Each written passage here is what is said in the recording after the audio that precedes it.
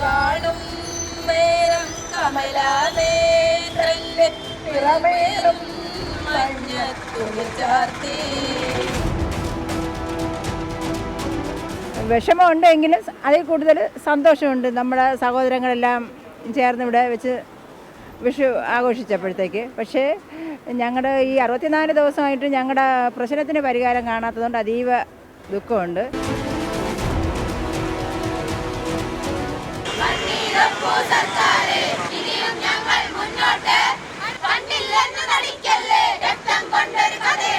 ഈ ധാർഷ്ട്യം അവസാനിപ്പിച്ച് ഇവരുടെ പ്രശ്നങ്ങൾക്ക് പരിഹാരം കാണാൻ ഗവൺമെൻറ് തയ്യാറാകണം. ഇതൊരു കമ്മ്യൂണിസ്റ്റ് ഗവൺമെൻറ് ചേർന്ന നടപടിയാണോ?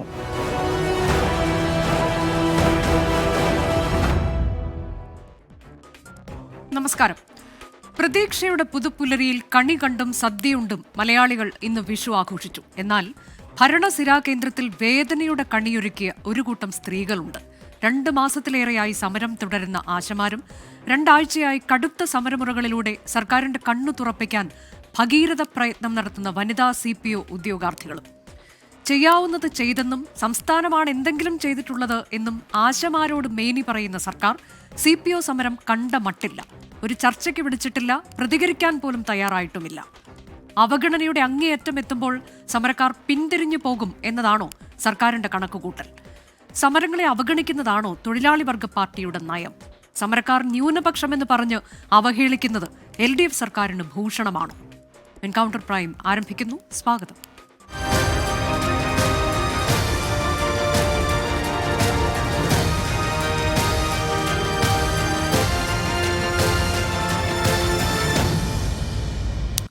ഇന്ന് എൻകൗണ്ടർ പ്രൈമിൽ നമ്മളുടെ അതിഥികളായി എത്തിയിട്ടുള്ളവർ ഹനീന CS, വനിതാ സിവിൽ പോലീസ് ഓഫീസർ റാങ്ക് ഹോൾഡറാണ്. MA Bindu, Kerala ASHA health workers association പ്രതിനിധി. ശ്രീ പിന്റു മഹാദേവ്, BJP പ്രതിനിധി. അഡ്വക്കേറ്റ് ബലദേവ് സച്ചിദാനന്ദൻ, ഇടത് സഹയാത്രികൻ. ഡോക്ടർ ജിൻഡോ ജോൺ, കോൺഗ്രസിന്റെ പ്രതിനിധി എന്നിവരാണ്. ഞാൻ ആദ്യം പോകുന്നത് ഹനീനയിലേക്കാണ്. ഹനീന, ഇപ്പോൾ 2 ആഴ്ചയാകുന്നു നിങ്ങളുടെ സമരം തുടങ്ങിയിട്ട്. റാങ്ക് ലിസ്റ്റിന്റെ കാലാവധി അവസാനിക്കാൻ ഇനി വിരലിൽ എണ്ണാവുന്ന ദിവസങ്ങൾ മാത്രമേ ഉള്ളൂ. 19-ാം തീയതി റാങ്ക് ലിസ്റ്റിന്റെ കാലാവധി അവസാനിക്കുന്നു. 5 ദിവസം കഷ്ടിയാണ്. നിങ്ങളുടെ ഇപ്പോഴത്തെ പ്രതീക്ഷ എന്താണ്? തീർച്ചയായിട്ടും മാഡം, ഞങ്ങളുടെ ലിസ്റ്റ് തീരാൻ വെറും 5 പ്രവൃത്തി ദിവസം മാത്രമേ. പ്രവൃത്തി ദിവസം ഇല്ല, അതിൽ ഇനിയും മുടക്ക് ദിവസങ്ങൾ വരുന്നുണ്ട്. അപ്പോൾ തീർച്ചയായിട്ടും ഒരു പ്രതീക്ഷയുടെ കിരണം മുൻനിർത്തി തന്നെയാണ് ഇന്നും ഈ നിമിഷം ഇവിടെ ഇരിക്കുന്നത്. കാരണം ഞാനിപ്പോൾ 500ഓളം വരുന്ന ഉദ്യോഗാർത്ഥികളുടെ ഒരു പ്രതിനിധിയായിട്ടാണ് ഇവിടെ വന്നിരിക്കുന്നത്. അപ്പോൾ പല വിഷമങ്ങളും പറയാൻ പറ്റാണ്ട് വിങ്ങി മുട്ടി ഈ വിഷു ദിനത്തിൽ അവിടെ ഇരിക്കുന്ന കുറേ കുട്ടികളുണ്ട്, എൻ്റെ കൂട്ടുകാരികളുണ്ട്. അപ്പോൾ അവരുടെയൊക്കെ പ്രതിനിധിയായിട്ട് ഞങ്ങളുടെ വിഷമം എങ്ങനെയെങ്കിലും സർക്കാരിനെ അറിയിക്കണം, അല്ലെങ്കിൽ സർക്കാർ അതിനുവേണ്ടി കണ്ണ് തുറക്കണം എന്നൊരു അപേക്ഷയുമായിട്ടാണ് ഈ നിമിഷവും ഞങ്ങളിവിടെ തുടരുന്നത്. മാഡം, നിലവിൽ ഇതിൽ നിങ്ങൾക്ക് 964 പേർ റാങ്ക് ലിസ്റ്റിൽ ഉൾപ്പെട്ടിട്ടുണ്ട്. അതിൽ 235 പേർക്ക് നിയമനം ലഭിച്ചു. ഇനിയും 700-ലേറെ പേർ നിയമനം കാത്തിരിക്കുന്നു. ഇതാണ് നിങ്ങൾ ഉന്നയിക്കുന്ന കാര്യം. അത് ഒരു നിയമനം നൽകുന്നതിലേക്ക് സർക്കാരിന് പോകുന്നത് കൊണ്ട് എവിടെയാണ് പ്രശ്നം എന്നുള്ളതാണോ നിങ്ങളുടെ ചോദ്യം? അതെ, തീർച്ചയായിട്ടും എവിടെയാണ് പ്രശ്നം തന്നെയാണ് കഴിഞ്ഞ 11 മാസക്കാലമായിട്ട് ഞങ്ങൾ ചോദിച്ചുകൊണ്ടിരിക്കുന്നത്. കാരണം നമ്മളെപ്പോഴും തൊട്ട് മുന്നിലുള്ള ലിസ്റ്റാണ് പരിശോധിക്കുക. അപ്പോൾ 700-ഉം 1000-ഉം 815 വേക്കൻസികൾ കാണുമ്പോൾ തീർച്ചയായിട്ടും നമ്മളൊരു എക്സാം തിരഞ്ഞെടുക്കുമ്പോൾ നമ്മളെന്താ ആദ്യം നോക്കുക? PSC പഠിക്കുന്ന ഒരു ഉദ്യോഗാർത്ഥി തീർച്ചയായിട്ടും നോക്കുക എത്ര പേര് ഇതിനു മുന്നേ പോയി, ഞാൻ അതിലെഴുതി കഴിഞ്ഞ് എനിക്ക് കിട്ടുമോ? അപ്പോൾ അതിനുള്ളൊരു ഉത്തരമായിരുന്നു ഞങ്ങൾക്ക്. ഓരോ വർഷമാണ് ഈ ലിസ്റ്റ് വരുന്നത്, എല്ലാവർക്കും അറിയാം. CPO എന്നുള്ള ലിസ്റ്റ് 1 വർഷ കാലാവധിയുള്ളൂ. അപ്പോൾ ആ ഒരു വേക്കൻസി കാണുമ്പോൾ തീർച്ചയായിട്ടും നമ്മളതിലിറങ്ങും. കാരണം ഫിസിക്കലും കൂടിയുള്ള ഒരു തസ്തികയാണ്. 3 ലക്ഷം ഉദ്യോഗാർത്ഥികൾ എഴുതിയ പരീക്ഷയാണ്. അതിൽ നിന്നും പരീക്ഷ എഴുതി വെറും എത്രയാ 3200 പേരെടുത്തു. അതിൽ നിന്നും ഫിസിക്കലി കഴിഞ്ഞ് വെറും 964 പേരെടുത്തു. അപ്പോൾ നമുക്ക് പ്രതീക്ഷകൾ കൂടുകയാണ്. തൊട്ട് മുന്നുള്ള ഇയറുകളിൽ അത്രയും വേക്കൻസികൾ പോകുമ്പോൾ അതിൻ്റെ ഇടയിൽ 15% വനിതാ പ്രാതിനിധ്യം കൂട്ടുമെന്നുള്ള പ്രഖ്യാപനവും അതും കൂടി ആകുമ്പോൾ നമ്മൾ വളരെയധികം പ്രതീക്ഷിക്കും. അങ്ങനെ 11.5 മാസം ഞങ്ങൾ പ്രതീക്ഷയോടുകൂടി കാത്തിരുന്നു. പക്ഷേ വെറും 19 വേക്കൻസിയാണ് ഞങ്ങൾക്ക് അനുവദിച്ച് തന്നത്. കാരണം 8-ാം മാസമാണ് ആദ്യത്തെ ഒരു എന്താ പറയുക, ഒരു സെറ്റിന് സർക്കാർ ഞങ്ങൾ എടുത്തിക്കിടുന്ന ഒരു ബാച്ചിന്. അപ്പോൾ അതിന് തൊട്ട് മുന്നത്തെ വർഷങ്ങളിൽ ഈ സമയം ഇപ്പോൾ 2-3 ബാച്ചും കയറി. ഞങ്ങൾ ഇവിടുന്ന് ആകെ 215 പേരാണ് ആദ്യത്തെ ബാച്ചിൽ കയറിയത്. പിന്നെ നമുക്ക് അനുവദിച്ചത് 19 വേക്കൻസിയാണ്. പിന്നെയുള്ള വേക്കൻസികളൊക്കെ നമ്മൾ കയറാത്ത കുട്ടികളോട് കയ്യും കാലും പിടിച്ച് നിങ്ങൾ കയറണില്ലെങ്കിൽ NJD തരുമോ ഡിലീഷൻ തരുമോ എന്ന് ചോദിച്ചിട്ടാണ് ഞങ്ങൾ 117 ഡിലീഷൻ എടുത്തു. ഈ കണക്കൊന്നും അവരുടെ കയ്യിലില്ല. നമ്മൾ 117 ഡിലീഷൻ എടുത്തു, 26 NJD എടുത്തു. അത് നമുക്ക് ആ കുട്ടികൾക്ക് പകരം വേറെ കുട്ടികൾ കയറും.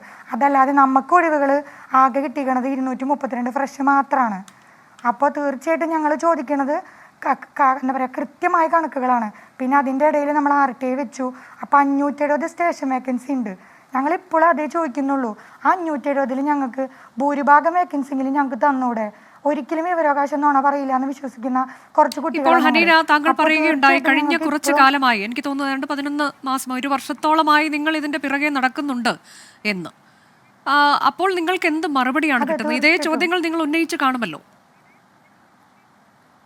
തീർച്ചയായിട്ടും മാഡം. പക്ഷേ സത്യസന്ധമായിട്ട് പറഞ്ഞാൽ നമുക്കൊരു നെഗറ്റീവും സർക്കാരിൻ്റെ ഭാഗത്തു നിന്ന് അവർ പറഞ്ഞിട്ടില്ല. കാരണം അവരെപ്പോഴും നമ്മളിപ്പോൾ ഈ 2-ാം തീയതിയാണ് സമരത്തിന് ഇറങ്ങിയത് തന്നെ. അതിന് തൊട്ട് മുന്നേ വരെ നമ്മൾ സെക്രട്ടറിയിൽ പോയിട്ടും എല്ലാ അധികാരികളും നമ്മൾ കണ്ടിട്ടുണ്ട്. 500+ അല്ല 1000+ നിവേദനങ്ങൾ പാർട്ടി ഓഫീസുകളിൽ അല്ലെങ്കിൽ എല്ലായിടത്തും നമ്മൾ എത്തിച്ചിട്ടുണ്ട്. അവിടെ നിന്നൊക്കെ ഞങ്ങളോട് പറഞ്ഞിരുന്നത്, നിങ്ങൾ വിഷമിക്കേണ്ട മക്കളെ, പരീക്ഷ എഴുതി കിട്ടിയതല്ലേ, ഫിസിക്കലി കഴിഞ്ഞ് വന്നതല്ലേ, തീർച്ചയായിട്ടും നിങ്ങൾക്ക് വേക്കൻസി വരും, നിങ്ങൾ വെയിറ്റ് ചെയ്യ്, ഫെബ്രുവരി ആവട്ടെ. അപ്പോൾ അപ്പോഴും നമ്മൾ ഗ്രൂപ്പിലുള്ള കുട്ടികളോട് എന്താ പറയുക, നിങ്ങൾ ധൈര്യമായിട്ടിരിക്കുക, നമുക്ക് വേക്കൻസി വരും. അങ്ങനെ എല്ലാവരും പിടിച്ചിരുത്തി ഫെബ്രുവരി ആയിട്ടും മാർച്ചായിട്ടും വേക്കൻസി വരാണ്ടായപ്പോൾ കുട്ടികളൊക്കെ ടെൻഷൻ അടിച്ചു തുടങ്ങി. കാരണം ഓരോ വീട്ടിലെ ഇതിന്റെ ഈ ഉറപ്പ് നൽകാൻ അതിന് അധികാരമുള്ള ആളുകളാണോ, അതിന്റെ അധികാരികളാണോ ഉറപ്പ് നൽകിയത് ഹനീന? അതെ തീർച്ചയായിട്ടും ആഭ്യന്തര വകുപ്പിന്റെ അധികാരത്തിലിരിക്കണ നല്ല ഉന്നത തല മന്ത്രിമാർ തന്നെ നമുക്ക് ഉറപ്പ് തന്നത്.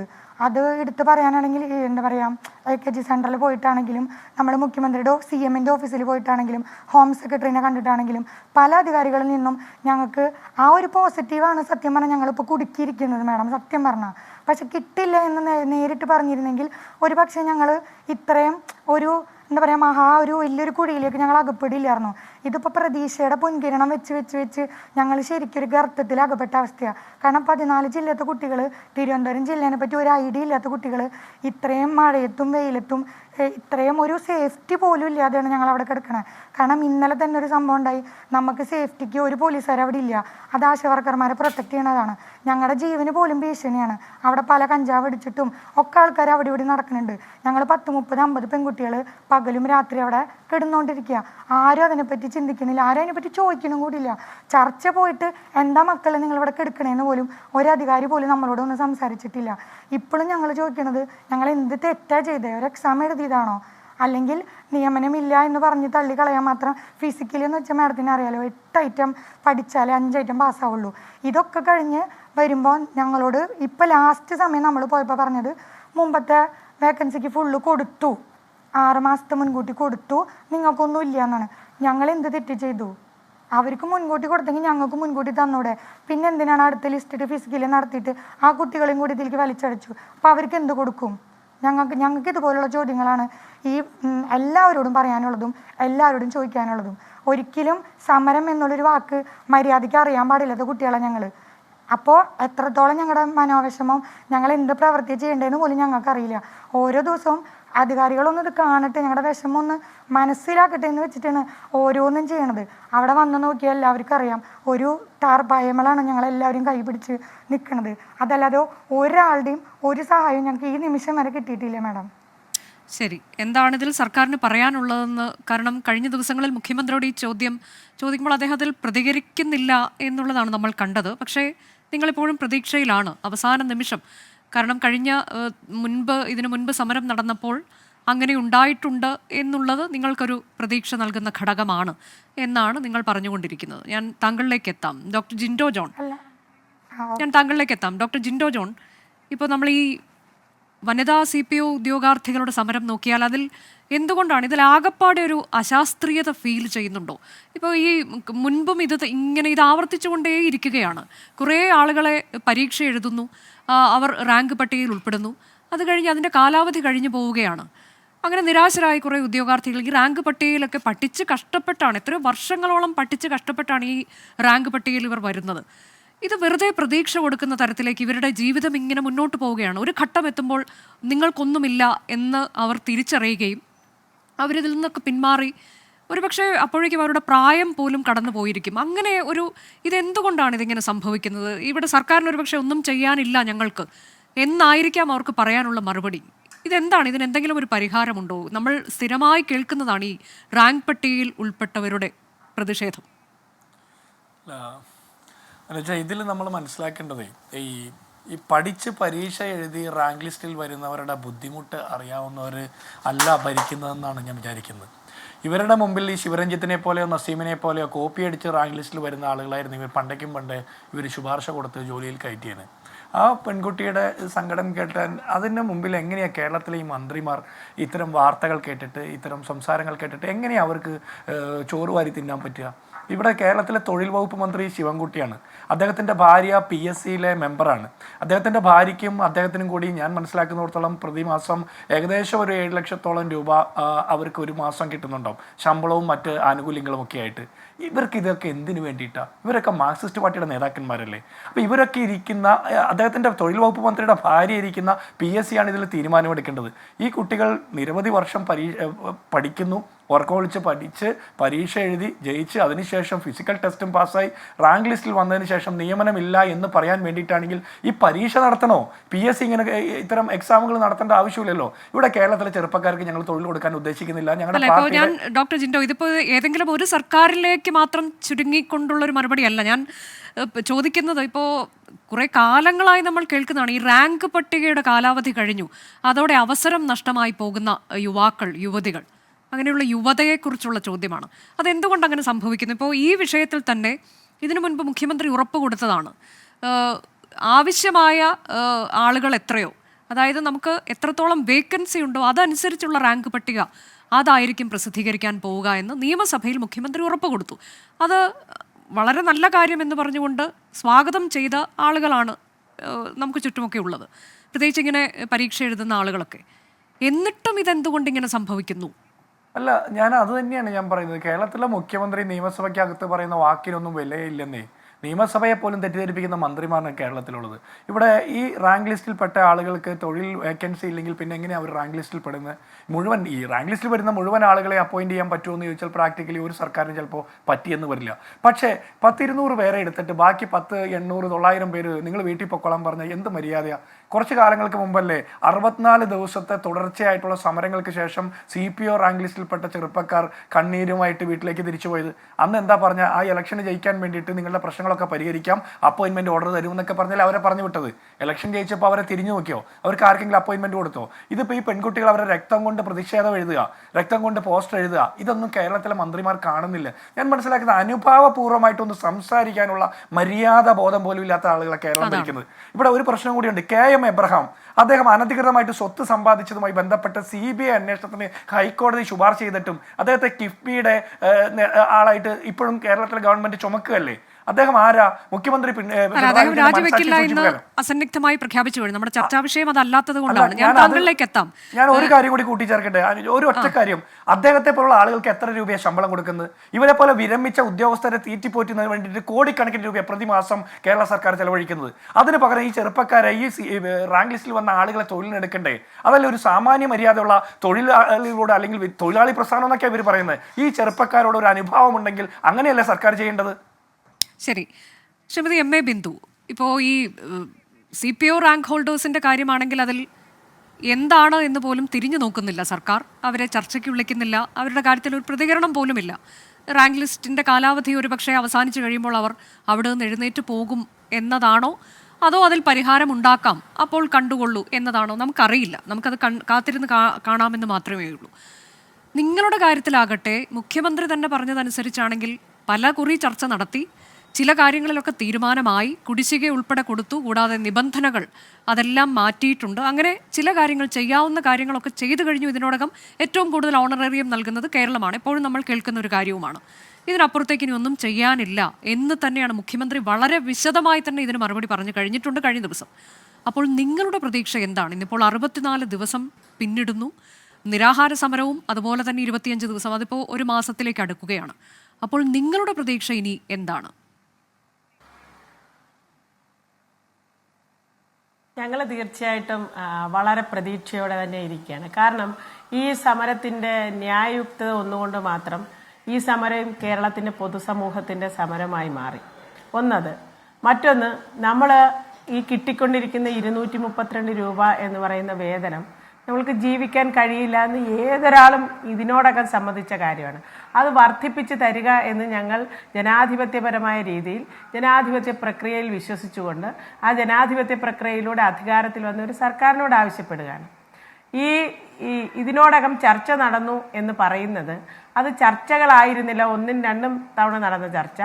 ആ ചർച്ചകൾ നമ്മളോട് അവിടെ വന്നിട്ട് സർക്കാരിൻ്റെ സാമ്പത്തിക പരാധീനത പറഞ്ഞ് സമരത്തിൽ നിന്ന് എഴുന്നേറ്റ് പോകണമെന്ന് 38ാമത്തെ ദിവസവും വിളിച്ച് 2ാമത്തെ തവണ ചർച്ച നടത്തുമ്പോൾ നമ്മളോട് പറയുകയാണ്. അങ്ങനെ എഴുന്നേറ്റ് പോകാൻ പറ്റുന്ന നിസാരമായ എന്തെങ്കിലും കാര്യം പറഞ്ഞുകൊണ്ടാണോ നമ്മളവിടെ വന്നിരുന്നത്? അതിനുശേഷം സമരത്തിൻ്റെ 53ാമത്തെ ദിവസം വിളിച്ച് മറ്റ് യൂണിയനുകളെയും കൂടി ചേർത്ത് ഒരു ചർച്ച നടത്തിയിട്ട് ഈ സെറ്റിൽ ചെയ്യുന്നതിന് വേണ്ടിയിട്ടുള്ള ഫോർമുല എങ്ങനെയാണ് സെറ്റിൽ ചെയ്യുന്നത്? ഒരു ഡിമാൻഡ് ഉന്നയിച്ചുകൊണ്ട് സമരം നടത്തുമ്പോൾ ആ ഡിമാൻഡ് സെറ്റിൽ ചെയ്യുന്നതിനുള്ള ഫോർമുലയായിട്ടാണ് വരേണ്ടുന്നത്. അത്തരത്തിലുള്ള എന്തെങ്കിലും ഒരു ചർച്ച നടത്തിയോന്ന് നമുക്കറിയത്തില്ല. മറിച്ച് അവിടെ മിനിസ്റ്റർ വന്നിരുന്നിട്ട് ഓൺലൈനായി ധനകാര്യമന്ത്രി 7 മിനിറ്റ് ഇരുന്നു. അതിൽ 5 മിനിറ്റും INTUCയുടെ നേതാവ് സംസാരിക്കുകയായിരുന്നു. അതിനുശേഷം 2 മിനിറ്റ് കൊണ്ട് അദ്ദേഹം മധുര പാർട്ടി കോൺഗ്രസിനിടയിൽ നിന്നാണ് കയറി വേറൊരു സെമിനാറുണ്ടെന്ന് പറഞ്ഞ് അദ്ദേഹം ഇറങ്ങി. അദ്ദേഹം പറഞ്ഞത് ധനകാര്യ വകുപ്പിൻ്റെ ആരോഗ്യവകുപ്പും കൂടെ ആലോചിച്ച് എല്ലാം ഉചിതമായി ചെയ്യാമെന്ന് പറഞ്ഞ് അദ്ദേഹം ഇറങ്ങിപ്പോയി. മറിച്ച് മിനിസ്റ്റർ ഇത് മുൻപ് പറഞ്ഞിരുന്ന അതേ കാര്യങ്ങൾ പറഞ്ഞിട്ട് അവസാനം ഒരു ഘട്ടത്തിൽ ഒരു കമ്മിറ്റിയുടെ പ്രപ്പോസൽ വെച്ചു. ആ പ്രപ്പോസൽ ബാക്കി അവിടെ വന്നിരുന്ന യൂണിയനുകളെല്ലാം അംഗീകരിച്ചു. നമ്മളുടെ അഭിപ്രായം ഈ പ്രപ്പോസൽ എന്ന് പറയുന്നത് ഓണറേറിയം വർദ്ധിപ്പിച്ചുകൊണ്ടിരിക്കുന്നു. ഒരാളെ ജോലി ചെയ്യുന്നതിന് കൂലി വർദ്ധിപ്പിച്ചു കൊടുക്കാൻ വേണ്ടിയിട്ടുള്ള ഭൗതികമായ എല്ലാ സാഹചര്യങ്ങളും ഉണ്ട്. അതിന് വേണ്ടിയിട്ട് ഒരു പഠനം നടത്തി, ഒരു കമ്മിറ്റി ഒരു പഠനം നടത്തി അതിൻ്റെ ഒരു ആവശ്യമുണ്ടോ? അതിൻ്റെ ആവശ്യമേ ഇല്ല. ഇവിടെ ശമ്പളം എല്ലാവർക്കും വർദ്ധിപ്പിച്ചു കൊടുത്തോണ്ടിരിക്കുകയാണല്ലോ. ഓണററി 1000 രൂപയായിരുന്നത് 7000 രൂപയായി വർദ്ധിപ്പിച്ചത്. മുഖ്യമന്ത്രി പറഞ്ഞ കാര്യത്തിലേക്ക് ഞാൻ താങ്കളുടെ ശ്രദ്ധ ക്ഷണിക്കാം ശ്രീമതി ബിന്ദു. അതായത് മുഖ്യമന്ത്രി പറഞ്ഞത് 5 വട്ടം ഇതിനോടകം ചർച്ച നടത്തി കഴിഞ്ഞു. അതിൽ 3 തവണയും ആരോഗ്യമന്ത്രി പങ്കെടുത്തിട്ടുണ്ട്.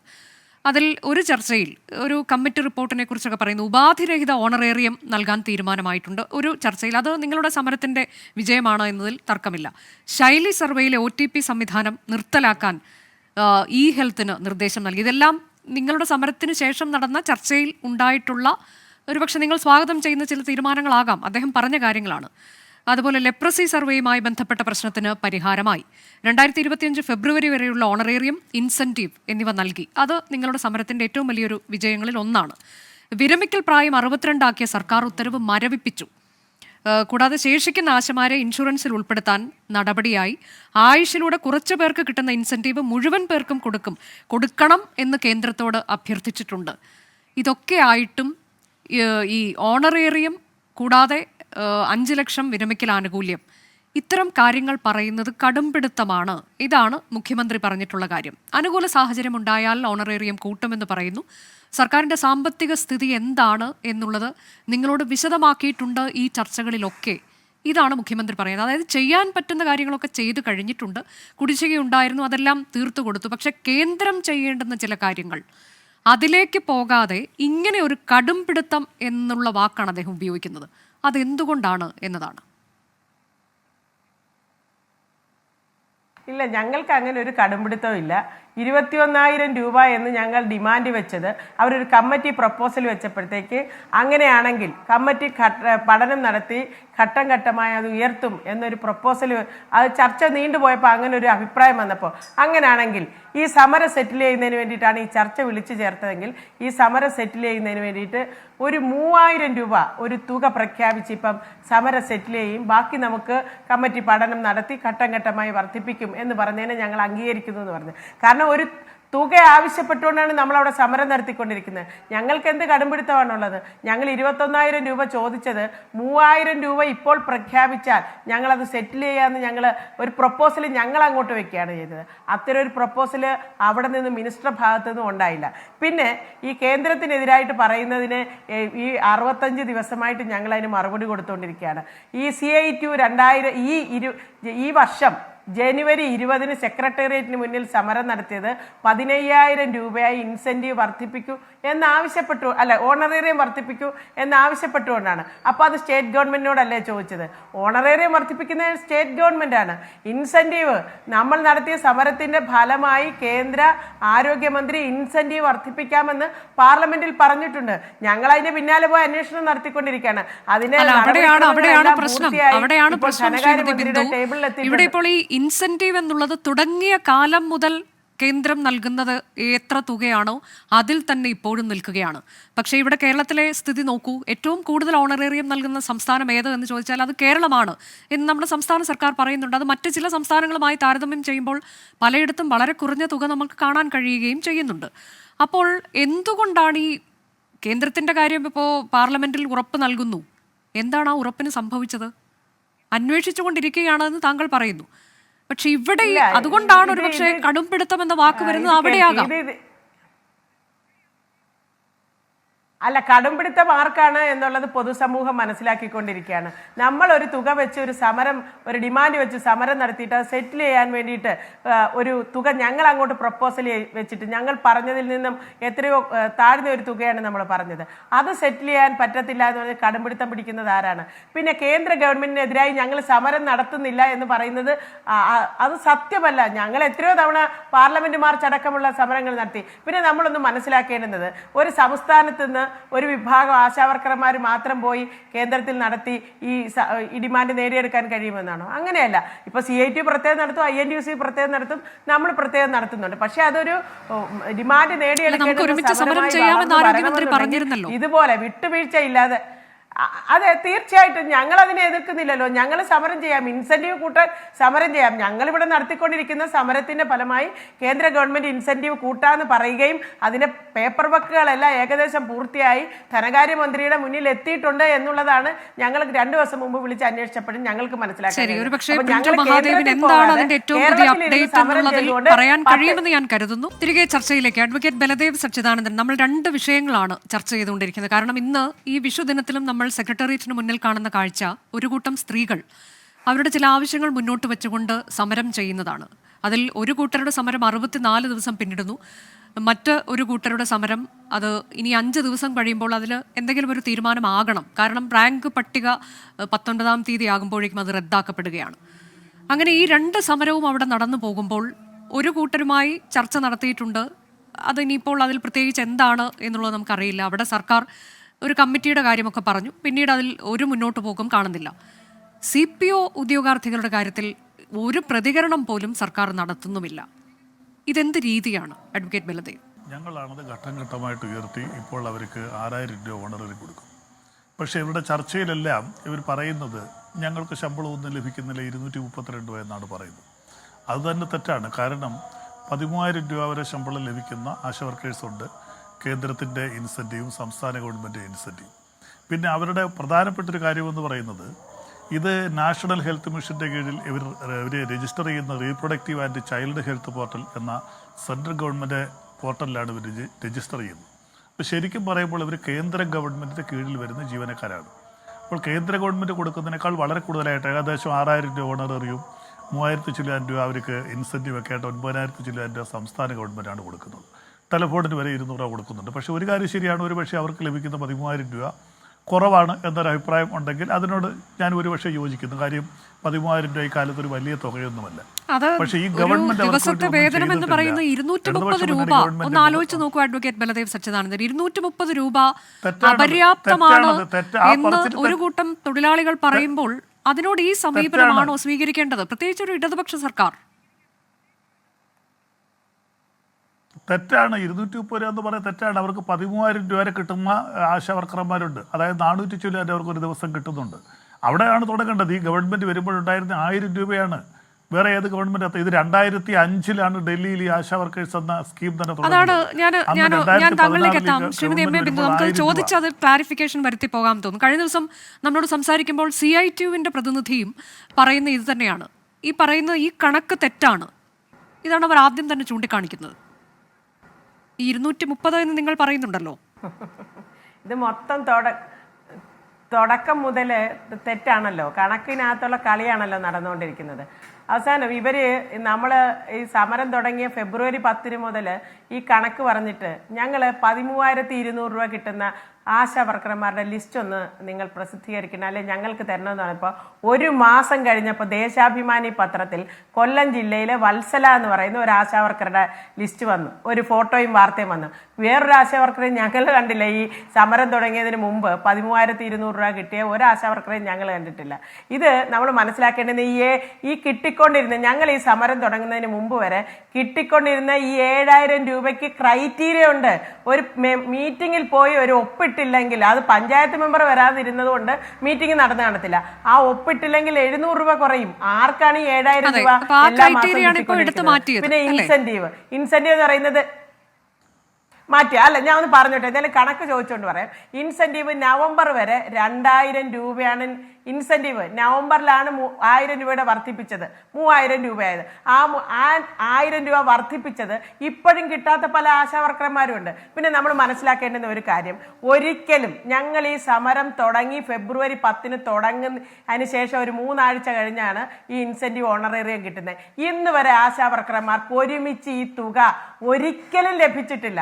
അപ്പോൾ ഈ കിട്ടുന്ന 5,600 അല്ലെ 6,300 ഈ തുകയൊക്കെ കിട്ടിക്കഴിഞ്ഞ് 2, 3, 4 മാസം കഴിയുമ്പോഴാണ് ഈ പറയുന്ന ഇൻസെന്റീവ് കിട്ടുന്നത്. അതും ഈ മാസങ്ങളോളം കുടിശ്ശിക വരുമ്പോൾ ഒരിക്കൽ പോലും ഈ ഇൻസെന്റീവ് തുക ഒന്നിച്ച് നൽകാറില്ല.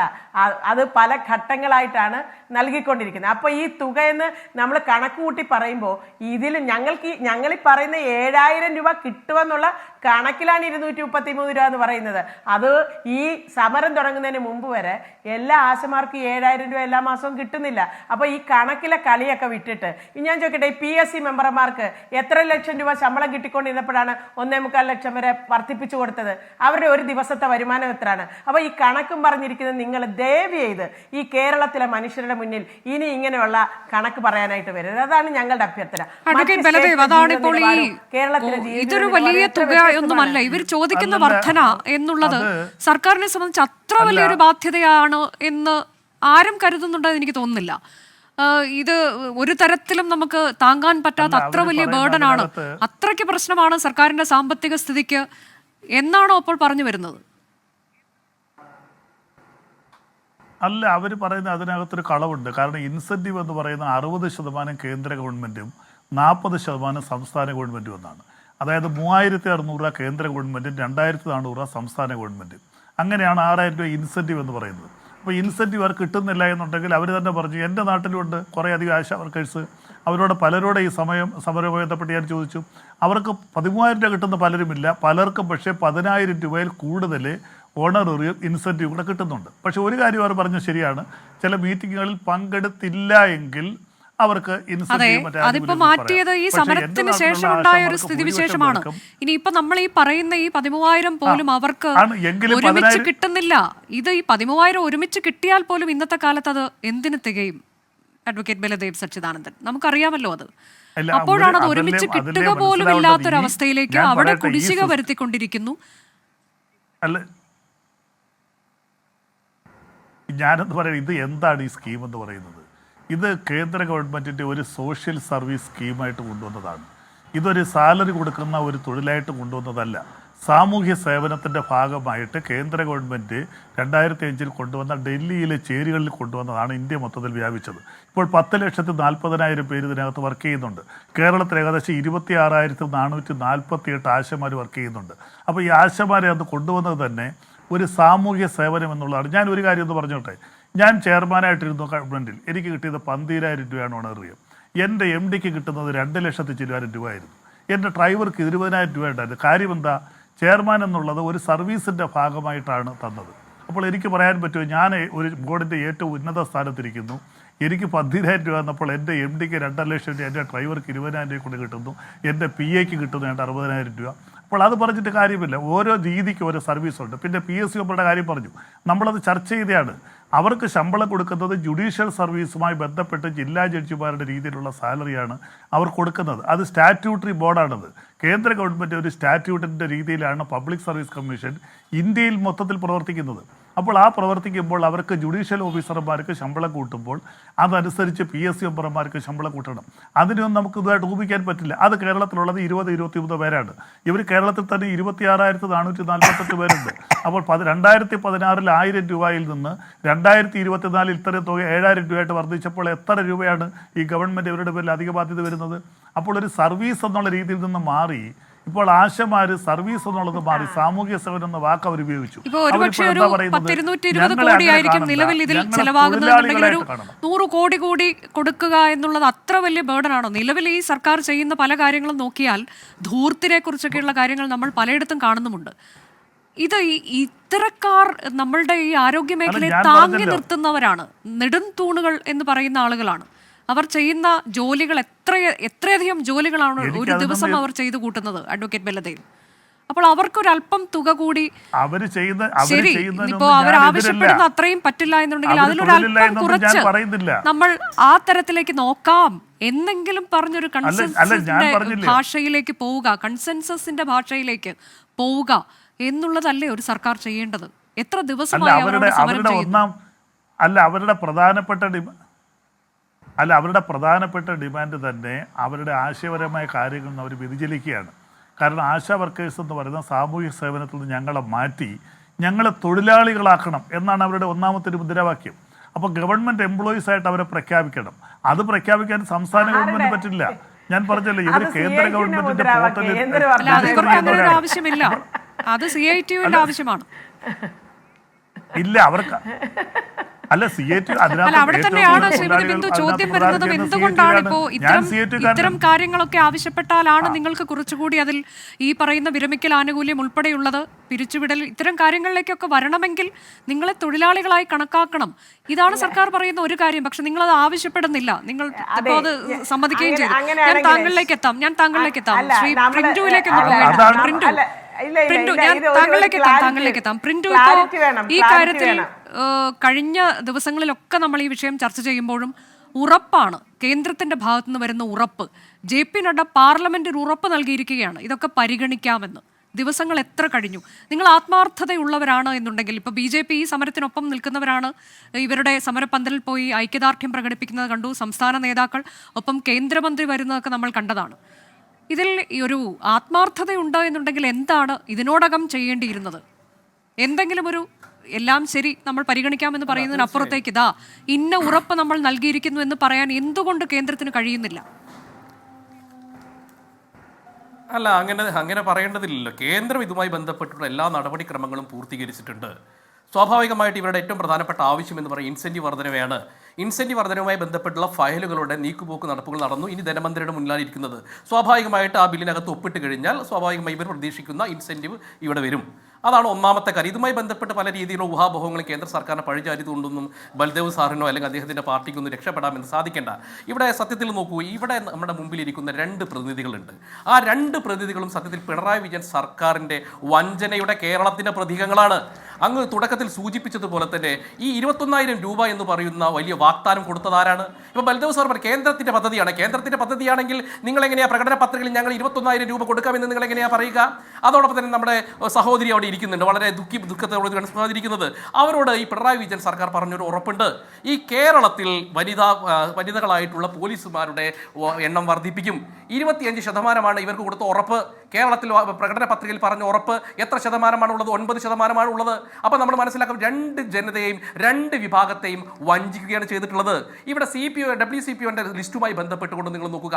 കഴിഞ്ഞ ലിസ്റ്റിനകത്ത് 2200 പേരാണ് ഉണ്ടായിരുന്നത്, കഴിഞ്ഞ 3 വർഷം മുമ്പുള്ളത്. അതിനകത്ത് 726 നിയമനങ്ങൾ നടത്തിയിട്ടുണ്ട് ഈ സർക്കാർ.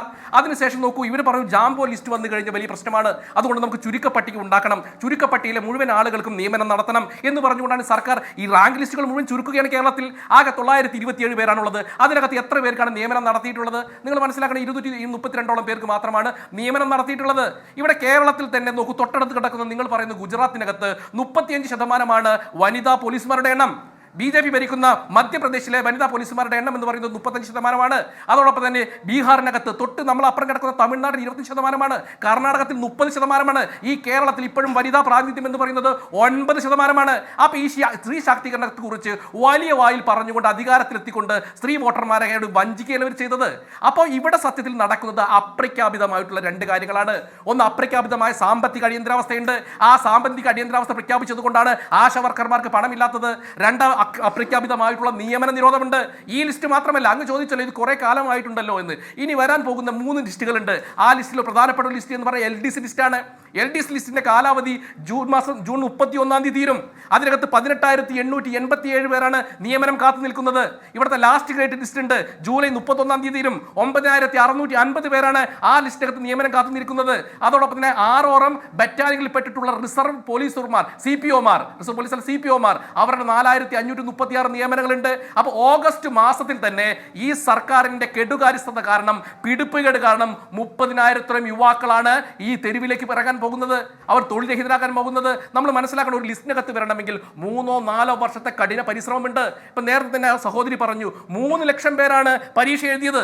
അതിനകത്തുള്ള ചുരുക്കപ്പട്ടികയിൽ 900 പേരാണ്. ഈ 900 പേർക്കും നിയമനം നടത്താൻ സാധിക്കില്ലെങ്കിൽ ഈ സർക്കാർ PSCയെ പിടിച്ചുവിടട്ടെ. അങ്ങനെയാണെങ്കിൽ പ്രതീക്ഷയില്ലല്ലോ കേരളത്തിലെ യുവാക്കൾക്ക് ഇങ്ങനെ ഒരു പരീക്ഷ എഴുതേണ്ട കാര്യമില്ലല്ലോ. അവന്റെ 3 വർഷവും 4 വർഷം ഇതിനു വേണ്ടി സമർപ്പിച്ചിട്ട് അവസാനം അവന് തൊഴിലില്ല, നീ പോയി തെരുവിൽ പോയിട്ട് നിന്റെ ചോര ചിന്ത എന്ന് പറയുന്ന പിണറായി വിജയൻ സർക്കാരിന്റെ ദാർഢ്യമാണ് ഈ കേരളത്തിന്റെ പ്രശ്നം. അവിടെയാണ് സാമൂഹിക നീതിയുടെ വിഷയം ഇവിടെ ഉണ്ടാകുന്നത്. തൊഴിൽ അപ്രഖ്യാപിതമായ നിയമന നിരോധനത്തിന് വിഷയം ഇവിടെ ഉണ്ടാകുന്നത്. അപ്പോൾ കേരളത്തിലെ യുവാക്കളെ വഞ്ചിക്കുന്നു, കേരളത്തിലെ ആശാവർക്കർമാരെ വഞ്ചിക്കുന്നു, അടിസ്ഥാന ജനവിഭാഗത്തിൽപ്പെട്ട ആളുകളെ വഞ്ചിക്കുന്നു. എന്നിട്ട് ഇതിന്റെ പഴി മുഴുവൻ കേന്ദ്രത്തിലേക്ക് കൊടുക്കുക. ഇപ്പൊ സത്യത്തിൽ WCP ഞങ്ങൾ കരുതുന്നത്. ശ്രീ പ്രിന്റു, ആശാ വർക്കേഴ്സിന്റെ കാര്യത്തിൽ പറഞ്ഞാൽ കഴിഞ്ഞ ദിവസം മുഖ്യമന്ത്രി പറഞ്ഞത് ഈ കണക്ക് വെച്ചിട്ടാണ് അദ്ദേഹം പറഞ്ഞത്. കേരളത്തിലെ MP-മാരുടെ യോഗത്തിൽ NHM-ന് ആശാ ഇൻസെന്റീവ് ഉൾപ്പെടെ 2023-24 വർഷത്തിലെ കുടിശ്ശിക 636 കോടി രൂപ നൽകണമെന്ന് ആവശ്യപ്പെട്ടിട്ടുണ്ട്. ഇത് ഇൻസെന്റീവായി നൽകേണ്ടി വരുന്ന തുകയാണ്. അത് ഇൻസെന്റീവ് കുടിശ്ശിക NHM-ന് നൽകണമെന്ന് ആവശ്യപ്പെട്ട് കത്തയച്ചിട്ടുണ്ട്. കൂടാതെ 17/9/2024 വീണ ജോർജ് കേന്ദ്രമന്ത്രിയെ കണ്ട് ഇൻസെന്റീവ് വർധന ആവശ്യപ്പെട്ടിട്ടുണ്ട്.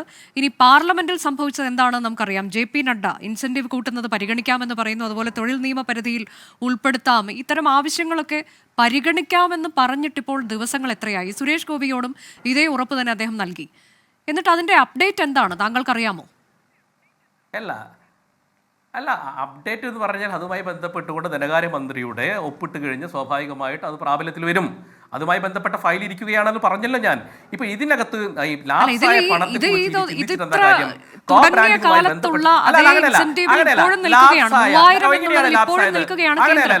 പക്ഷെ സംസ്ഥാന സർക്കാർ കൂട്ടേണ്ടത് അത് ഇതിനോടകം തന്നെ കൂട്ടിയത് നമുക്കറിയാമല്ലോ. 1000 എന്നുള്ളതിൽ നിന്ന് ഇപ്പോൾ 7000 ആക്കിയിട്ടുണ്ട് എന്നുള്ള സംസ്ഥാന സർക്കാർ പറയുമ്പോൾ കണക്കുകൾ പരിശോധിക്കുമ്പോൾ ശരിയാണ്. പക്ഷേ ഈ പദ്ധതി തുടങ്ങുന്ന സമയത്തായിരുന്ന 3000-ൽ ഇപ്പോഴും കേന്ദ്രം നിൽക്കുമ്പോൾ, മാത്രമല്ല ഈ കുടിശ്ശിക തന്നു തീർക്കാതെ പിന്നെ എന്ത് ന്യായമാണ്? അപ്പോൾ നിങ്ങൾക്ക് ഇവരോടുള്ള ആത്മാർത്ഥത എന്താണ്? ഒന്ന് നോക്കുക. അങ്ങനെയല്ല. ഏത് കുടിശ്ശികയാണ് മേഡം? ഒരു കുടിശ്ശികയും ഈ സർക്കാർ നൽകാനില്ല. NHM വിഹിതത്തിന് 1 രൂപ പോലും നൽകാനില്ല. ആകെ കുടിശ്ശിക 2023-24 വർഷത്തെ കുടിശ്ശിക 636 കോടി രൂപ. 2023-24 വർഷത്തെ കേന്ദ്ര സർക്കാരിന്റെ അല്ല അത് എങ്ങനെയാണ് കോ ബ്രാൻഡിങ്ങുമായി ബന്ധപ്പെട്ടുകൊണ്ട് ഈ സർക്കാർ ലാപ്സാക്കിയ പണമാണ്. ആ പണം ഇവിടെ മാത്രമല്ല, നമുക്കൊക്കെ UGC ഗ്രാന്റ് ഇനത്തിൽ 100 കോടി രൂപയാണ് ഈ സർക്കാർ ലാപ്സാക്കിയിട്ടുള്ളത്. അപ്പൊ നമുക്ക് കോ ബ്രാൻഡിംഗ് നടത്താത്തതിന്റെ പേരിൽ തന്നിട്ടില്ല എന്ന് തന്നെയാണ് പറയുന്നത്. തന്നിട്ടില്ല എന്നാണ് പറയുന്നത്, ലാപ്സാക്കി കളഞ്ഞതല്ല. സംസ്ഥാനത്തെ മുഖ്യമന്ത്രി പറയുന്ന കണക്കാണ് ഞാൻ കോട്ട് ചെയ്യുന്നത്. കൂടാതെ ഇപ്പൊ ഈ ബഡ്ജറ്റിൽ 9,000 കോടി കേന്ദ്രാവിഷ്കൃത പദ്ധതിയിൽ വെട്ടിക്കുറച്ചിട്ടുണ്ട്. അപ്പോൾ ഇതെല്ലാം സംസ്ഥാന സർക്കാരിനെ ഞെരുക്കുന്നതാണ് എന്ന് സംസ്ഥാനത്തിന്റെ മുഖ്യമന്ത്രി തന്നെ പറയുകയാണ്. ബഡ്ജറ്റിന്റെ വിഹിതം കെട്ടിക്കുറച്ചത് പറയട്ടെ നിങ്ങൾ. അല്ല, സംസ്ഥാനത്തിന്റെ മുഖ്യമന്ത്രി, അദ്ദേഹത്തിന് അറിയാലോ കോ ബ്രാൻഡിംഗ് അദ്ദേഹം നടപ്പിലാക്കിയിരുന്നില്ല. പിന്നീട് കോ ബ്രാൻഡിംഗ് നടപ്പിലാക്കുമ്പോൾ ബന്ധപ്പെട്ട പണം NHM-ന് മുഴുവൻ വിഹിതം കിട്ടിയത്. ലാപ്സായ പണം കിട്ടണമെന്ന് പറയുന്ന ഒരു ഔചിത്യം എനിക്കെന്താണെന്ന് മനസ്സിലാവുന്നില്ല. ഇവിടെ കേന്ദ്ര സർക്കാർ ഈ പദ്ധതി ഇവിടെ മാത്രമല്ലല്ലോ, ഉത്തർപ്രദേശിലും ആന്ധ്രയിലും കർണാടകത്തിലും രാജസ്ഥാനിലും എല്ലാ സ്ഥലത്തുമുണ്ടല്ലോ. അവിടെ ഈ ആരോഗ്യ മേഖല എന്ന് പറയുന്നത് സംസ്ഥാന സർക്കാരിന്റെ ഉത്തരവാദിത്ത മേഖലയാണ്. ഈ പദ്ധതി ആരംഭിച്ച സമയത്തൊക്കെ ഉണ്ടാകുന്നത് ആകെയുള്ള വർക്കിംഗ് ടൈം എന്ന് പറഞ്ഞാൽ 1 മണിക്കൂറും 2 മണിക്കൂറും ആഴ്ചയിൽ 2 ദിവസമൊക്കെ ആയിരുന്നു ഇവർ ഈ ആശാ വർക്കർമാർ ജോബിന് ഇറങ്ങിയത്. ഈ കേരളത്തിൽ അങ്ങനെയാണോ? രാവിലെ 6 മണിക്ക് കഴിഞ്ഞാൽ വൈകിട്ട് 6 മണി വരെയല്ലേ വർക്ക്? ഇക്കൊന്ന് ബംഗാളികൾക്ക് പോലും ഇത്രത്തോളം പണിയെടുക്കേണ്ട ഗതികേട് കേരളത്തിലുണ്ടോ എന്ന് എനിക്ക് തോന്നുന്നില്ല. രാവ് മുതൽ പകൽ വരെ പണിയെടുപ്പിച്ചിട്ട് സംസ്ഥാന സർക്കാരിന്റെ മുഴുവൻ മാനദണ്ഡങ്ങൾക്ക് വേണ്ടിയുള്ള വർക്കർമാരായിട്ട് ഇവരെ നിയോഗിക്കുമ്പോൾ സ്വാഭാവികമായിട്ട് അവർക്ക് പണം കൊടുക്കാനോ അവർക്ക് ന്യായമായ വേതനം കൊടുക്കാനുള്ള ഉത്തരവാദിത്വം സംസ്ഥാന സർക്കാരിനുണ്ട്. അതാണല്ലോ ഇപ്പൊ നിങ്ങൾ പറഞ്ഞില്ല, ബാക്കിയുള്ള സംസ്ഥാനങ്ങളിലൊന്നും അത്രമാത്രം വ്യത്യാസമൊന്നുമില്ല. മിനിമം വേതനം എല്ലായിടത്തും 6000 രൂപ എല്ലാ സംസ്ഥാന സർക്കാരും കൊടുക്കുന്നുണ്ട്. ഇപ്പൊ ആന്ധ്രാപ്രദേശ് ആയിക്കോട്ടെ, തെലുങ്കാന ആയിക്കോട്ടെ, സിക്കിം ആയിക്കോട്ടെ 10000 രൂപ കൊടുക്കുന്നുണ്ട്. തൊട്ടടുത്ത കർണാടക 12000 രൂപയാണ്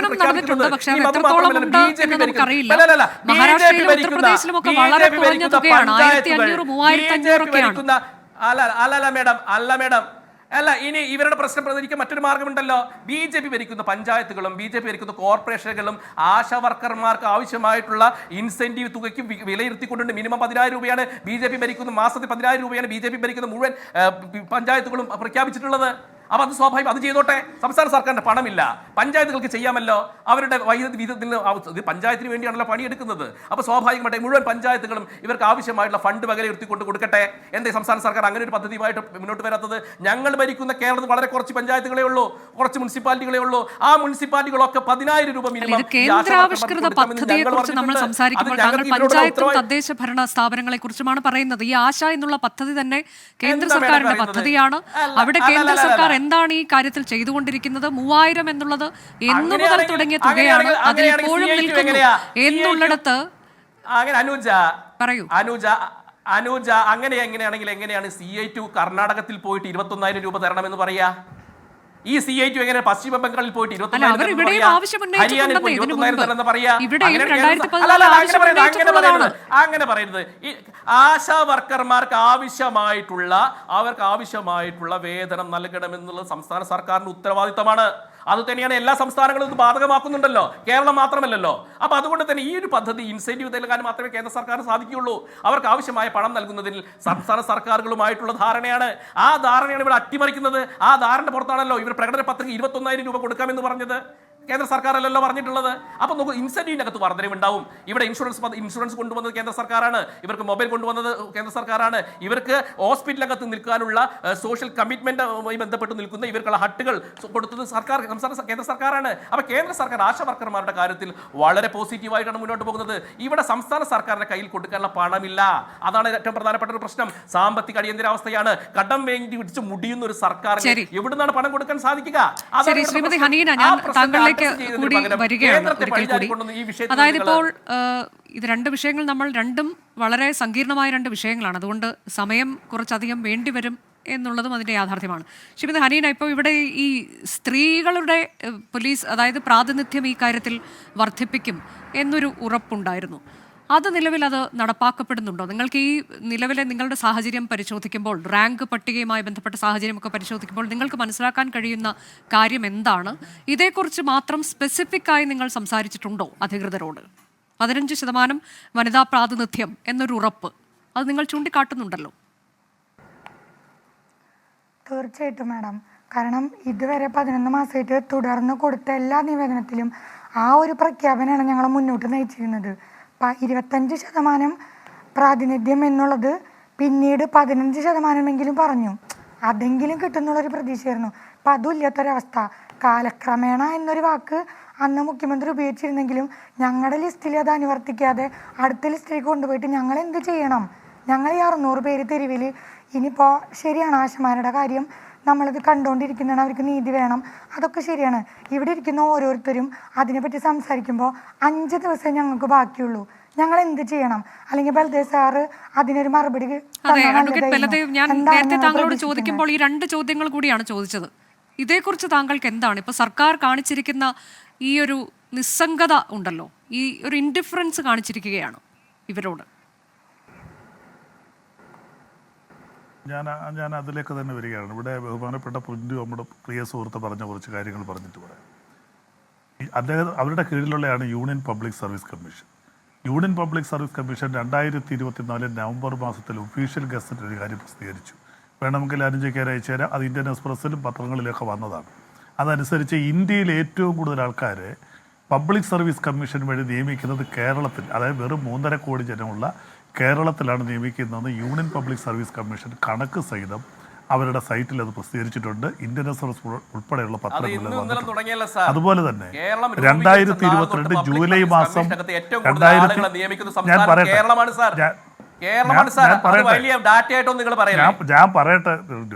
ഞാൻ പറയട്ടെ പ്രിന്റു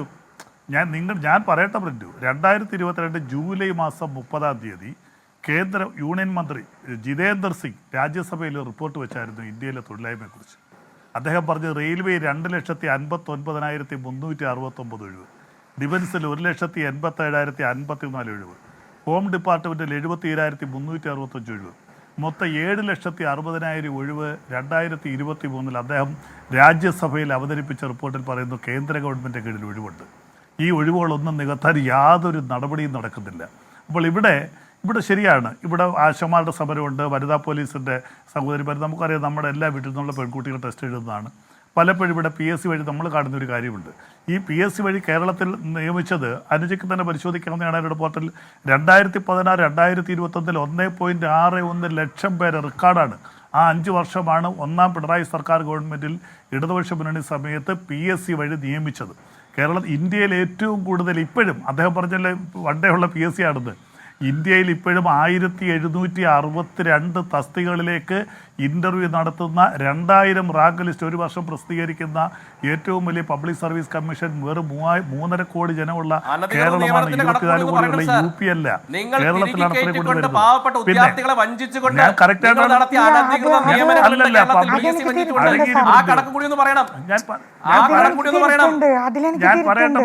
ഞാൻ പറയട്ടെ നിങ്ങൾ ഒത്തിരി കാര്യങ്ങൾ ഇവിടെ പറഞ്ഞല്ലോ. പേരുടെ ലിസ്റ്റിനകത്ത് നിന്ന് 232 പേരെ നിയമിച്ചിട്ട് നമ്മുടെ കൺമുമ്പിലുള്ള കാഴ്ച പിന്നെ നിങ്ങൾ എങ്ങനെയാണ് അതിന് ന്യായീകരണം നടത്തുക?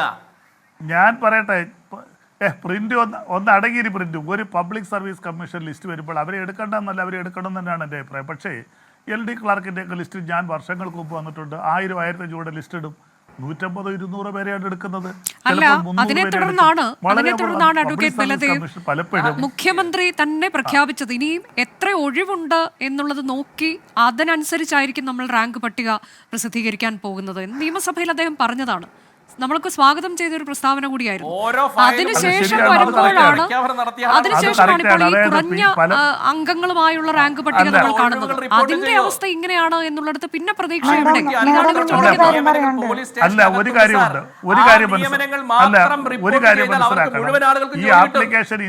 ഈ ആപ്ലിക്കേഷൻ പ്രിന്റ് ഞാനൊന്ന് പറയട്ടെ പ്രിന്റ്. ആപ്ലിക്കേഷൻ ഇൻവൈറ്റ് ചെയ്യുമ്പോൾ എത്ര PSCയുടെ നിയമമാണ് ഞാൻ പറയുന്നത്. ആപ്ലിക്കേഷൻ ഇൻവൈറ്റ് ചെയ്യുമ്പോൾ 100 വേക്കൻസി എന്ന് പറഞ്ഞിട്ടുണ്ടെങ്കിൽ ഈ 100 പേരെ എടുത്തിട്ടില്ലെങ്കിൽ അവർക്ക് ഹൈക്കോടതിയിൽ പോകാൻ തീർച്ചയായിട്ടും ആ 100 പേരെ എടുത്തേ പറ്റൂ.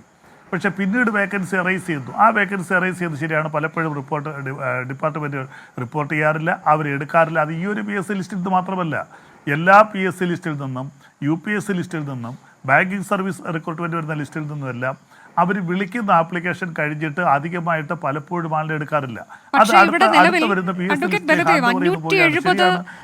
വിവിധ സ്റ്റേഷനുകളിൽ വനിതാ CPO ഒഴിവ് 570 ഉണ്ട് എന്ന് പറയുകയാണ്. നിലവിൽ ഈ 964 പേർ റാങ്ക് ലിസ്റ്റിലുള്ളത് 235 പേർക്ക് മാത്രം നിയമനം. അതിന്റെ കറക്റ്റ് ആയിട്ടുള്ള കണക്കുകൾ എനിക്ക് അറിയില്ല. വേക്കൻസി ഉണ്ടാകാം, ഞാൻ പറഞ്ഞില്ല വേക്കൻസി ഇല്ലാതിരിക്കത്തില്ല. ഞാൻ പറഞ്ഞതില് എനിക്കൊരു കാര്യം പറയാനുള്ളൂ. ഞാനതൊന്ന് പറഞ്ഞു തീർത്തോട്ടെ. സാർ ഇപ്പൊ ഇവിടെ നിയമനങ്ങളുടെ കണക്ക് പറഞ്ഞു. 100 പേർക്ക് അഡ്വൈസ് അയച്ചാൽ എത്ര പേര് അപ്പോയിന്റ്മെന്റിൽ കയറുന്നുണ്ട്? സാർ അതൊന്ന് പറയ്. ഇവിടെ ഇപ്പൊ ഞാൻ തന്നെ എത്ര ലിസ്റ്റിലുണ്ടെന്ന് സാറിന് അറിയോ? ഞാൻ ഒരു ജോലിയെ ചൂസ് ചെയ്യുള്ളൂ, പക്ഷെ അഡ്വൈസിന്റെ കണക്കേ സർക്കാരിന്റെ കയ്യിലുള്ളൂ. എത്ര കുട്ടികൾ അപ്പോയിന്റ്മെന്റ് ആയി? അത് കുറവാണ്. ഇപ്പം ഞങ്ങളുടെ ലിസ്റ്റിൽ 117 കുട്ടികൾ ഈ ജോലി വേണ്ടാന്ന് വെച്ചു. കാരണം എന്താ? ആ കുട്ടികൾ തന്നെ LDC ഉണ്ട്, ആ കുട്ടികൾ തന്നെ ലാസ്റ്റ് ഗ്രേഡ് ഉണ്ട്, ആ കുട്ടികൾ തന്നെ കമ്പനി ബോർഡ് ഉണ്ട്. അപ്പം നിയമനങ്ങൾ പെരുപ്പിച്ചിട്ട് അപ്പോയിൻമെൻറ്റ് കുറയണൊരവസ്ഥയാണ് ഞങ്ങൾ കണ്ടുകൊണ്ടിരിക്കുന്നത്. അപ്പോൾ സാർ ഇപ്പോൾ സാർ തന്നെ പറഞ്ഞു കേരളത്തിൽ ഇപ്പോൾ നല്ല രീതിയിൽ നിയമനം നടക്കണമെന്ന് സാർ തന്നെ പറഞ്ഞു. ഇവിടെ കേരളത്തിൽ മാത്രമാണ് ഞങ്ങൾ എഴുതിയ എക്സാം എന്താ? പോലീസാണ്, civil police officers rank holders. ആ എക്സാമാണ് ഞങ്ങൾ എഴുതിയത്. ഞങ്ങളുടെ തസ്തികയുടെ പ്രത്യേകത എന്താ? 1 ഇയർ കാലാവധി. ബാക്കിയുള്ള എല്ലാ ലിസ്റ്റും 3 ഇയർ ഉണ്ട്. ഞങ്ങൾക്ക് ആകെ 1 ഇയർ ഉള്ളൂ. അതിന് പ്രത്യേക മാനദണ്ഡം എന്താ? ഫിസിക്കലി പാസ്സായിരിക്കണം, ബോഡി ഫിറ്റ് ആയിരിക്കണം, മെഡിക്കൽ സർട്ടിഫിക്കറ്റ് അപ്ലോഡ് ചെയ്യണം, അത് ക്ലിയർ ആയിരിക്കണം, ബോഡി ഹൈറ്റ് വേണം. ഇതൊക്കെ മാനദണ്ഡങ്ങൾ കൊണ്ടുവന്നിട്ട് 15% ഉയർത്തണം എന്നുള്ള പ്രഖ്യാപനം കൊണ്ടുവന്നിട്ട് ഞങ്ങൾക്ക് നിയമനമില്ല. ശരിയാണ്, കേരളത്തിൽ ഞാനിപ്പോൾ സാറ് പറഞ്ഞതുകൊണ്ട് പറയാണ്, കേരളത്തിൽ എല്ലാ തസ്തിക എടുക്കുന്നത് PSC വഴിയാണ്. പക്ഷെ പുറത്തുള്ള സംസ്ഥാനങ്ങൾ സാറൊന്ന് എടുത്തു നോക്കിയേ, അതാത് ബോർഡുകളാണ്. അങ്ങനെ നോക്കുമ്പോൾ വെറും 2022 ഒഴിവുകളെ ഈ വർഷങ്ങളിൽ വനിതകൾക്ക് കൊടുത്തിട്ടുള്ളൂ. ഹരിയാനയിലാണെങ്കിൽ 6022 ഒഴിവ്, കർണാടകയിലാണെങ്കിൽ 20022 ഒഴിവ്. അതൊക്കെ അതത് ബോർഡുകളാണ്. അങ്ങനെ പറയുമ്പോൾ ഞങ്ങൾക്ക് എന്ത് മറുപടിയാണ് സാറിന് തരാനുള്ളത്? അതിന് മറുപടി ഇല്ല ഞങ്ങൾക്ക്. കാരണം അങ്ങനെ പറയുകയാണെങ്കിൽ വിവരാവകാശ തെറ്റാണ് ഞങ്ങൾ പറയുന്നത്. കാരണം 14 ജില്ലയിൽ ഞങ്ങൾ RTI വെച്ചപ്പോ ഞാൻ പറയാം. അതായത് ആ കുട്ടി പറഞ്ഞ കാര്യം ശരിയാണ്. പക്ഷേ ഒരു കാര്യം നമ്മുടെ എല്ലാവരുടെ മുന്നിലുണ്ട്. മധ്യപ്രദേശിൽ ഈ PSC നിയമനങ്ങളില്ല. അവിടെ എല്ലാം ചെയ്യുന്ന BJP ഭരിക്കുന്ന സ്റ്റേറ്റാണ്. അവിടെ വ്യാപം എന്നൊരു ബോർഡ് ഉണ്ടാക്കി MBBS എഞ്ചിനീയറിംഗും എല്ലാം 40,000 കോടി രൂപയുടെ അഴിമതി കാണിച്ചായിട്ട് അവിടെ റിപ്പോർട്ട് ചെയ്തു. അന്വേഷിക്കാൻ പോയ IAS ഓഫീസർ IPS ഓഫീസർമാരെല്ലാം കൊല ചെയ്യപ്പെട്ടു. കാര്യം എന്താ? അവർക്ക് ഇഷ്ടമുള്ളവർക്ക് കാശ് വാങ്ങിച്ചുകൊണ്ട് മൊത്തം പേരെ നിയമിക്കുക. പബ്ലിക് സർവീസ് കമ്മീഷൻ വഴി കൃത്യമായി കുറേ നിയമനം നടക്കുന്ന ഒരു സംസ്ഥാനം കേരളമാണ്. മറ്റുള്ളവരെല്ലാം കറക്റ്റാണ് ആ കുട്ടി പറയാതെ പറഞ്ഞത്. കാര്യം എന്താ? മന്ത്രിയുടെ ഭാര്യ, ഇവിടുത്തെ സകല യൂണിവേഴ്സിറ്റികളും മന്ത്രിമാരുടെ ഭാര്യമാർ. അതുകൊണ്ട്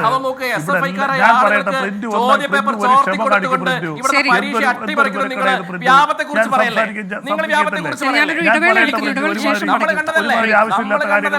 തിരികെ ചർച്ചയിലേക്ക്. നമ്മുടെ ചർച്ചയുടെ സമയം ഏറെക്കുറെ അവസാനിച്ചു കഴിഞ്ഞിരിക്കുന്നു. ഇത് 2 വിഷയങ്ങൾ ഒരുമിച്ച് ചർച്ച ചെയ്തുകൊണ്ട് ഡോക്ടർ ജിൻഡോ അധികം താങ്കളിലേക്ക് എത്താൻ കഴിഞ്ഞില്ല. നമുക്ക് ഈ ചർച്ച അവസാനിപ്പിക്കുമ്പോൾ താങ്കൾക്ക് എന്താണ് പറയാനുള്ളത്?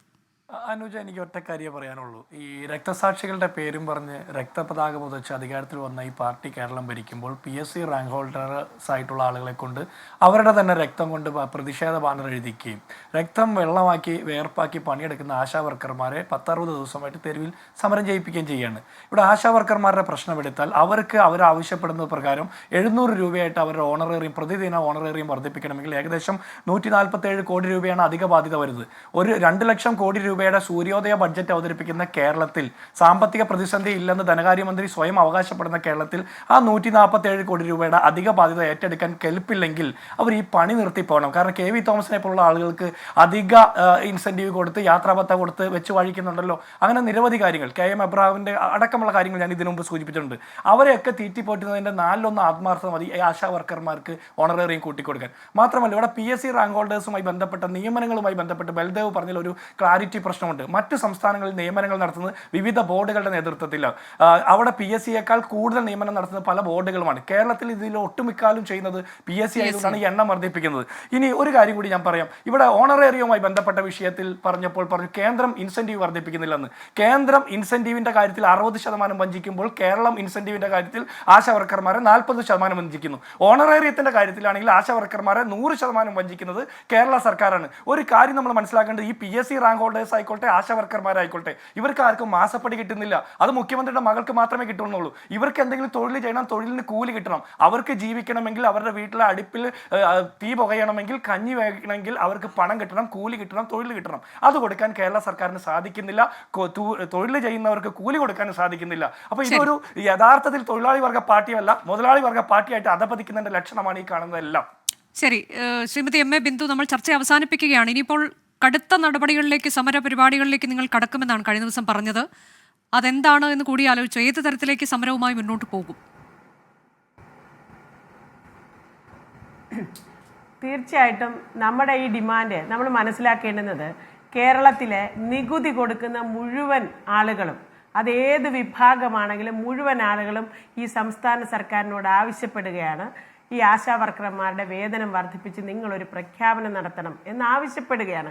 ആരാണ് ആവശ്യപ്പെടാത്തത്? അപ്പം നികുതി കൊടുക്കുന്ന ജനങ്ങൾ തങ്ങൾ കൊടുക്കുന്ന നികുതിയിൽ നിന്നും ആശാ വർക്കർമാർക്ക് ആ നികുതിയിൽ നിന്നുള്ള ഒരു വിഹിതം ആശാ വർക്കർമാരുടെ വേതനം വർദ്ധിപ്പിക്കണം എന്ന് സർക്കാരിനോട് ആവശ്യപ്പെടുമ്പോൾ ഈ നികുതി വാങ്ങിച്ച് ഇത് വേണ്ടുവണ്ണം വിനിയോഗിക്കാനാണല്ലോ സർക്കാരിനെ ഏൽപ്പിച്ചിരിക്കുന്നത്. എന്തുകൊണ്ടാണ് സർക്കാർ അത് മുഖവിലക്കെടുക്കാത്തത്? അപ്പം ഇതിനകത്ത് ചില പിടിവാശികളുള്ളത് ഞങ്ങൾക്കല്ല, ആശാ വർക്കർമാർക്കല്ല, സർക്കാരിൻ്റെ ചില ആളുകൾക്കാണ് എന്ന് ഞങ്ങൾ ഇതിൻ്റെ ടോപ്പ് ലീഡേഴ്സിനെ മുതൽ ഈ താഴെ തട്ടിലുള്ള ലീഡേഴ്സിനെ വരെ ഇതിനോടകം പല ആവർത്തി കണ്ടു. അതിലവരുടെ ഏറ്റവും മുതിർന്ന സഖാക്കൾ ഉൾപ്പെടെ ഞങ്ങളോട് പറഞ്ഞത് തീർത്തും നിങ്ങൾ ഉന്നയിച്ചിരിക്കുന്ന ആവശ്യം ന്യായമാണ്, അത് അംഗീകരിച്ചു തരേണ്ടുന്നതാണ്. ഈ തുക കൊണ്ട് ഈ രാജ്യത്ത്, ഈ സംസ്ഥാനത്ത് ജീവിക്കാൻ കഴിയില്ല. ഗുജറാത്തിലെ ആളുകൾ ജീവിക്കുന്നോണക്കോ മധ്യപ്രദേശിലെ ആളുകൾ ജീവിക്കുന്നോണക്കോ അല്ലല്ലോ കേരളത്തിലെ ആളുകൾ ജീവിക്കുന്നത്. അതിന് വേറൊരു രാഷ്ട്രീയ സാമൂഹ്യ സാഹചര്യമുണ്ട്. അപ്പോൾ അതുകൊണ്ട് ഈ തുക കൊണ്ട് ഞങ്ങൾക്ക് ജീവിക്കാൻ കഴിയില്ല, ഒരാൾക്കും ജീവിക്കാൻ കഴിയില്ല എന്ന് ഈ സർക്കാരിലെ CM അടക്കമുള്ള ആളുകൾ പറയാണ്. അപ്പോൾ ഇതിനകത്ത് ഞങ്ങൾ ആവശ്യപ്പെടുന്ന ഇപ്പം ഞങ്ങൾ വെച്ചിരിക്കുന്ന ഒരു സെറ്റിൽമെന്റ് ഫോർമുലയിൽ 100 രൂപയാണ് ഒരു ദിവസം വർദ്ധിപ്പിക്കാൻ ആവശ്യപ്പെടുന്നത്. 100 രൂപ അത് തരാൻ കഴിയാത്തത്ര സാമ്പത്തിക ബാധ്യതയിലാണോ? അത് അത്രയും 100 രൂപ വെച്ച് ഒരു ദിവസം വർദ്ധിപ്പിച്ച് 26,125 ആശമാർക്ക് കൊടുത്താൽ സർക്കാരിന് ഒരു വർഷം വേണ്ടി വരുന്ന തുക 92 കോടി രൂപ മാത്രമാണ്. ആ തുക എടുക്കാൻ കഴിയാത്തത്ര പരിതാപകരമാണോ കേരളത്തിലെ സർക്കാരിന്റെ അതെ, കൂടി വന്നാൽ 100 കോടി എന്ന് നമുക്ക് പറയാം. അപ്പോൾ നിങ്ങളുടെ സമരം മുന്നോട്ട് എങ്ങനെ പോകും എന്നുള്ളത് കൂടി ഒരൊറ്റ വരിയിൽ. തീർച്ചയായിട്ടും ഈ ഡിമാൻഡ് നേടിയെടുക്കുന്നത് വരെ ഞങ്ങൾ സഹന സമരത്തിലാണ്. ആ സഹന സമരവുമായി മുന്നോട്ട് പോകും. അതിന്റെ ഓരോ ഘട്ടങ്ങളിലും ഓരോ രീതിയിലുള്ള സമര പരിപാടികൾ ഞങ്ങൾ സമരത്തിൽ നിന്ന് പിന്നോട്ടില്ല, ആവശ്യം അംഗീകരിക്കപ്പെടുന്നത് വരെ എന്നുള്ളതാണ് ആശാ വർക്കേഴ്സിന്റെ നിലപാട്. വനിതാ സിവിൽ പോലീസ് ഓഫീസർമാർ, റാങ്ക് ഹോൾഡർമാരുടെ ആവശ്യം അത് ഏത് തരത്തിലേക്കാകും പരിഗണിക്കപ്പെടുക എന്ന് നമുക്കറിയില്ല. കാരണം റാങ്ക് പട്ടിക റദ്ദാക്കപ്പെടാൻ ഇനി 5 ദിവസം കഷ്ടിച്ച് ബാക്കിയുള്ളൂ. 19-ാം തീയതി അത് അവസാനിക്കുകയാണ്. അപ്പോൾ എന്താണ് ഇനി സർക്കാർ അതിൽ കൈക്കൊള്ളാൻ പോകുന്ന നിലപാടെന്ന് നമുക്കറിയില്ല. അനുകൂലമായൊരു തീരുമാനം ഉണ്ടാകട്ടെ എന്ന് നമുക്ക് ആഗ്രഹിക്കാമെന്ന് മാത്രമേ ഉള്ളൂ. വളരെ നന്ദി. ചർച്ചയിൽ പങ്കെടുത്ത എല്ലാവർക്കും. എൻകൗണ്ടർ പ്രൈം അവസാനിക്കുന്നു. വീണ്ടും നാളെ കാണാം. നമസ്കാരം.